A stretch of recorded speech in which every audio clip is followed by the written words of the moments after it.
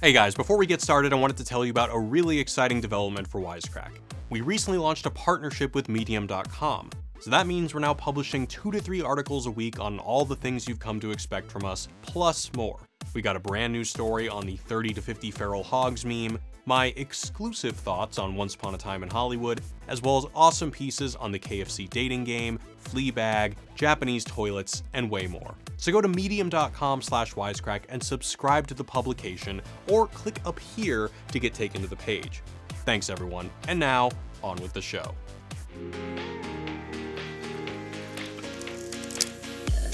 What's up guys, Jared again. Media has a huge effect on the way we view the world. Jaws made everyone afraid of sharks. It made everyone afraid of clowns. Big made everybody afraid of being rapidly aged by a weird fortune-telling machine. But what about when media actually portrays the real world in all of its whale abusers, duck hunters, and baby beauty queens? If imaginary house elves can make us more sympathetic to inequality, what does watching actual factual humans do to us? We're in the midst of a nonfiction media boom, both documentary and reality TV. There were 750 reality shows in 2015, leading some critics to say that it's even remade television culture entirely. Similarly, documentary has been cinema's unlikely Cinderella in recent years, with 3 documentaries in 2018 cracking the list of top 30 highest grossing documentaries since 1982, and that's not even counting the insane proliferation of documentary filmmaking happening on streaming sites. If fictional media changes the way we view the world, how does non-fiction media contribute to or inform our worldview? In short, what might documentaries and reality TV be doing to our brainy parts? Let's find out in this week's Wisecrack Edition on the philosophy of documentaries and reality TV. And spoilers ahead for some documentaries. To figure out how documentaries and reality TV affect us, we first need to understand what this stuff is. Documentary reality is literally as old as filmmaking itself. The earliest films, made around the end of the 19th century, were pretty much all super short visual accounts of real-life events, like workers piecing out from their factory, or an elephant being cruelly tortured for our entertainment, which you can thank your favorite light bulb inventing scoundrel Thomas Edison for. Yes, this elephant is about to be electrocuted, and no, we're not going to show you, cause f that. But the term documentary has always implied more than just taking a camera and shooting whatever goes down in the life of your local yodeling community. Though by all means, go for it. The word documentary was first used by Scottish filmmaker John Grierson in the 1920s, and he described it as the creative treatment of actuality. Even this definition says a lot. Applying creativity to actuality already suggests that it's distinct from actual actuality. Rather than showing neutral, uncut footage of an event, a documentarian will use a variety of tools, including editing, to string together a compelling story. Since its early days, documentary has had a complicated relationship with the truth. Take the 1922 documentary Nanook of the North, which depicted the life of a man from the Inuk tribe.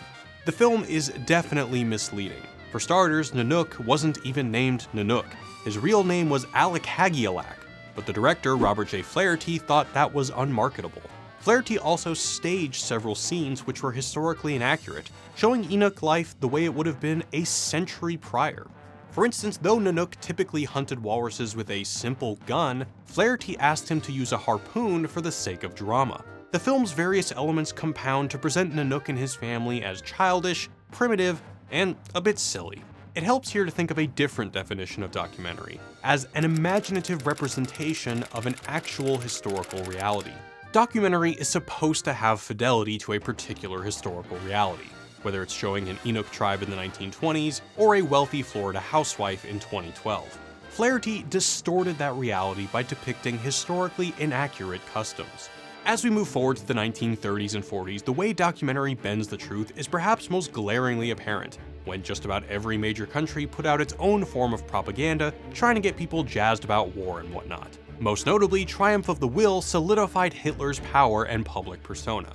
Now, we seem to talk about this movie more often than a 1930s German soldier in a dive bar, but I swear, it's relevant.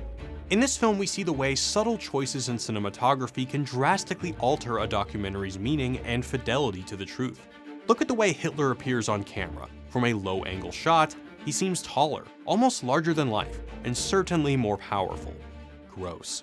Anyway, that same year, the talking head, or the interview style in which an often boring person stares at the screen and talks for a while, would be introduced via the documentary Housing Problems, as an attempt to let individuals tell their own story rather than having it dictated by a voice of God narrator.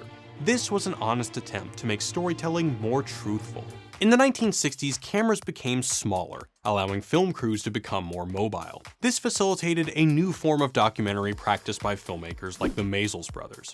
It was called cinema verite, which translates to truthful cinema or cinema of truth. Functionally, cinema verite filmmakers will follow their subject around, passively observing their lives without interfering, as the subject ignores the camera, all in an attempt to more accurately capture the truth. Of course, that caused problems of its own. Because the camera movements imply honesty, we assume that we're watching actual reality.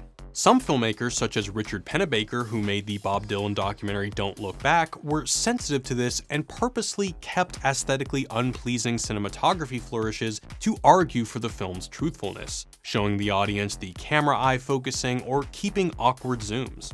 Filmmakers began experimenting further with the very nature of what it meant to engage in nonfiction storytelling. Documentarian Errol Morris incorporated dramatic reenactments to simulate a real-life murder in his 1988 film The Thin Blue Line, to some criticism. By the early 90s, more intimate documentaries became popular, functioning as cinematic autobiographies or a close look at an artist's family. In recent years, films also became voicier, as in the work of Michael Moore, who editorializes and inserts himself into his own plots, less documenting reality than crafting it. The 2000s were dominated by documentaries that made strong arguments, like An Inconvenient Truth, Super Size Me, and Fahrenheit 9/11. In Super Size Me, the documentarian is the opposite of the neutral observer. He literally turns the camera on himself and his rapidly deteriorating liver, which, if we're speaking about ethics, becomes a little more problematic due to recent revelations that director Morgan Spurlock was a longtime alcoholic. So can we really blame only the fast food? In a lot of ways, these films are more self-aware than your classic cinema verite. Their artifice is right on the surface. For example, when Michael Moore storms a General Motors shareholders meeting, we clearly know we're not witnessing neutral reality.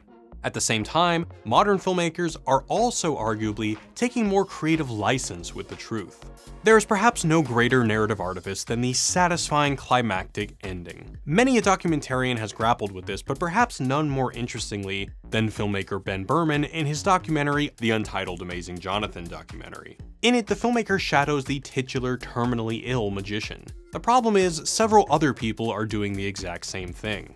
Looking for a way to make his story stand out, Berman at one point believes that the only satisfying conclusion would be Jonathan dying.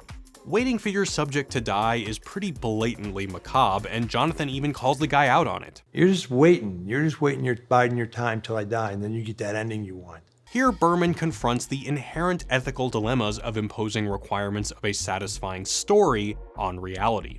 Luckily, he finds an ending without killing the amazing Jonathan. But beyond imposing artificial beginnings and ends, creatively tinkering with reality has other complications. Take the issue of characterization, or the way that characters are constructed in a given piece of media. Scholar Carl Plantinga notes that in any documentary, the images and sounds that represent the character are not neutral and transparent, but carefully constructed and chosen to portray them in a specific way. He adds that the process of selection and omission, emphasis, plotting, and point of view all create additional ethical dilemmas for documentarians. The way most documentarians will deal with this is to make characters that are, as Plantinga puts it, flat or simple, possessing one or two central characteristics. For example, in a Michael Moore documentary like Roger and Me, which serves as an indictment of the very, very wealthy, you're not going to see General Motors CEO Roger Smith patting his son on the back or giving $1 to a homeless man, because the message of the film is that he's an evil asshole. Forming round or complex characters, according to Plantinga, is much more difficult. And so for the most part, every aspect of filmmaking and editing will serve to emphasize a central quality of any given character. Now, this is also true of fiction. That's part of what makes it fiction. Flat characters seems like as good a segue to reality TV as we could ask for. Now, reality TV has always been documentary's bastard son, but we just want to say here, most documentarians struggle deeply with the ethics of their craft. Reality TV, not so much. it's less respected and taken less seriously. It's also frequently charged with taking a giant Nerf gun to reality. But the truth is more complicated. Some of the earliest iterations of televisual reality fall somewhere between the categories of documentary and reality TV. This includes Candid Camera, which used a hidden camera to film normal people reacting to practical jokes on and off from 1948 to 2014. Similarly, An American Family used what television scholar Misha Kavga calls a live-in camera to chronicle the oftentimes boring pursuits of one upper-middle-class American family to the delight of millions. Kavga goes on to separate the history of real reality TV into three distinct categories. The first is the camcorder generation, which hit a stride in 1989 with a boom of crime and emergency programs that offer an ultra verite experience through the use of shaky ride-along footage. These shows were super real, but they also vacillated between being very exciting and very, very boring. So, reality TV regrouped. The second generation began in 1999, and that's when things get gnarly. We start seeing competition shows like Survivor, The Amazing Race, American Idol, and America's Next Top Model, along with surveillance shows like Big Brother and The Real World. As Kavka notes, the genre began developing its own format rules, production practices, and audience expectations, such as confessional interviews, elimination ceremonies, and plenty of ugly crying. Kavka notes that this era of reality TV found its place in the millennial culture imaginary by openly combining actuality and artifice in ways that broke ratings records and caused wide-scale debate. Intriguingly enough, every 22-minute episode of The Real World was the result of 70 hours worth of raw footage, meaning this version of reality has to be cherry-picked and skewed. These shows frequently insert their casts into artificially constructed situations that generate lots of stress. Then they actively facilitate the social destruction that follows, often by staging and producing scenes that complete the narrative arc. Also, booze. Not exactly the kind of things the Maisels brothers would have been about. The third era of reality TV kinda crept up starting in 2002 with what Kavka describes as a gradual but noticeable change from an emphasis on documenting ordinary life to manufacturing celebrity out of the everyday. The very phrase manufacturing celebrity not so subtly hints at the artifice inherent in these shows, where characters seek the insubstantial but highly desirable commodity called fame. People's on-screen behavior is increasingly motivated less by genuine emotions than by the desire to attract as much attention as possible. A phenomenon best encapsulated by Kris Jenner, who could turn a bunion on Kim's big toe into an international news story, and probably already has. What we're seeing is that, far more so than documentary, reality TV involves deliberate departures from truth, be it in the form of hawk-eyed producers staging dramatic scenes, or a drunk housewife doing it herself in hopes of scoring her own vodka brand. If the second generation of reality TV birthed several distinctive genre tools, the third generation solidified them. As a result, certain aspects of reality TV are so familiar to us, from the tearful confession of past trauma, to the manufactured fights, to the words, "You're going home." So what is the net result of watching TV and movies that are optimized and dramatized but self-present to the audience as real? One consequence that really resonates with us is that documentaries and reality TV make us narrativize reality. That is, see our own lives and the lives of those around us as stories with beginnings, middles, and ends. As philosopher Alex Rosenberg puts it in his book How History Gets Things Wrong, we humans have an insatiable appetite for stories with identifiable heroes, the tension of a quest, obstacles overcome, and a happy, or at least emotionally satisfying ending. Quick note, though Rosenberg is talking more broadly about the way we employ historical narratives, we think it can be usefully applied to documentary and reality TV as forms of entertainment. Rosenberg also notes that we use historical narratives to make sense of the present and even predict the future. We may watch a makeover show and think our lives are just one overnight transformation away from fulfillment. And how could watching hours of banal Kardashian drama not make us think that maybe, just maybe, our lives might be interesting enough to be chronicled for the world to snarkily enjoy? What's more, Rosenberg argues, stories with satisfying narratives are like aloe vera for our brains, soothing us and lulling us into a false sense of understanding. Susan Boyle may have never been kissed, but boy did she wow the judges on Britain's Got Talent. Here, Susan's real-life suffering is first used to make us care about her. Moment I live alone with my cat called Pebbles, but I've never been married. Never been kissed. Oh. Then her objectively excellent performance and rousing reception offer a compelling resolution that ultimately redeems her and her suffering.